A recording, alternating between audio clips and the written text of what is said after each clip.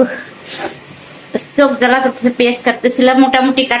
আসসালামু আলাইকুম বন্ধুরা, কেমন আছেন সবাই? আশা করি সবাই ভালো আছেন, আমিও ভালো আছি। আমি চলে আসলাম রান্নার জন্য সব রেডি করতে। এখানে চিংড়ি মাছ রান্না করব মিষ্টি কুমড়া দিয়ে, আর এদিকে কচুর শাক রান্না হবে।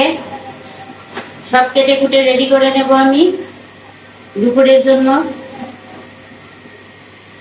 আর দেখি কি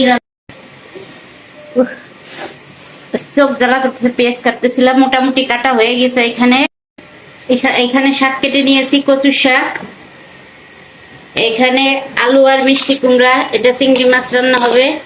এখানে শাকের জন্য মরিচ পেঁয়াজ রসুন কেটে নিয়েছি।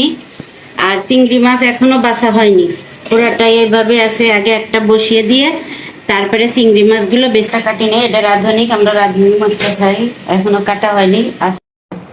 চিংড়ি মাছের তরকারি রান্না করার জন্য এখানে আমি রেডি করে নিয়েছি। পেঁয়াজ বাটা দিয়েছি, এখানে ধনের গুঁড়া, মরিচের গুঁড়া, হলুদ, কাঁচা জিরে বাটা এখানে আমি নিয়ে নিছি। এটা এখন তেলের ভিতরে ছেড়ে দেবো। মশলাটা তেলের ভিতরে দিয়ে দিচ্ছি।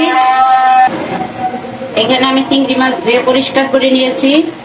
এখানে মশলাটা কষানো হয়ে গেছে, তেল ছেড়ে দিয়েছে। আমি চিংড়ি মাছগুলো একটু কষিয়ে নেব, তারপরে তরকারিগুলো দিয়ে দেবো।